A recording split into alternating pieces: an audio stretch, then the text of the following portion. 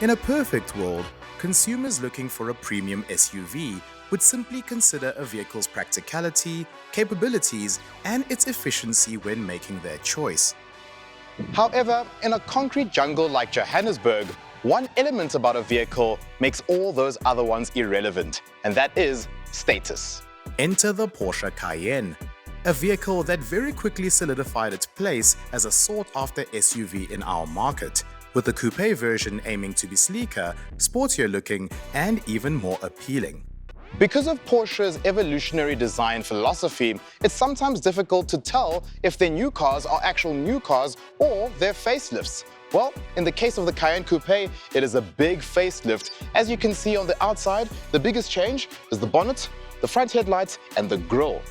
At the rear of the vehicle, we also see subtle tweaks, specifically the rear taillights, which they say now use a 3D design, and overall, the car looks more modern and quite pretty if you ask me.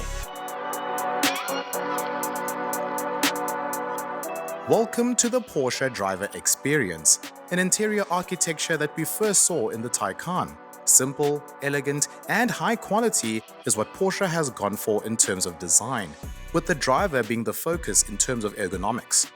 A fully digital 12.6-inch instrument cluster is the brains of the operation, giving you a plethora of information and customization. The primary 12.3-inch infotainment system works beautifully and doesn't require a tech qualification to use it.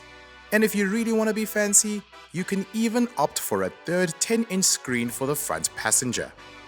Being a Cayenne, this vehicle is known for people moving with ease. I've got more than enough space up here at the front, and my rear occupants will also be sorted from a space and practicality perspective. The boot in this vehicle is also huge, but one of my favorite aspects of this car is the driving position, which leads me to my next point.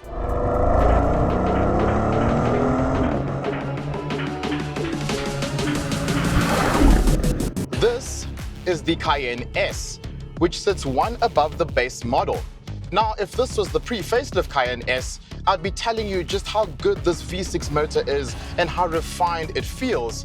But if you listen closely, you'll hear that there's a V8 amongst us. And if you can't really hear that there's a V8 amongst us, I can just press this button, and all of a sudden, you can hear that we mean business. So with models like the GTS and the Turbo S existing, it's easy to assume that the Cayenne S is just a normal model. But with 349 kilowatts from this V8 twin turbo and 600 Newton meters on tap, there's nothing normal about this car. This facelift model doesn't only come with engine upgrades, the suspension has also been revised too. For instance, I've got these enhanced steel springs and new shock absorbers, which make sure that the vehicle feels more comfortable at lower speeds and more dynamic at higher speeds. And what that basically means is that your Cayenne will make you feel immensely confident behind the wheel.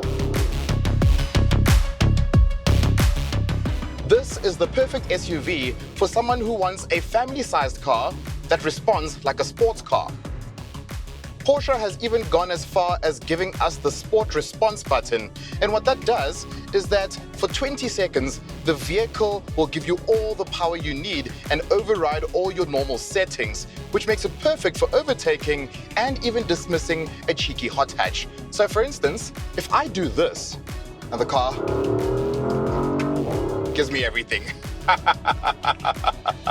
And when I've gotten all of that out of my system, I simply stick everything into comfort, I turn up my superb Bose sound system, and I can go fetch the kids.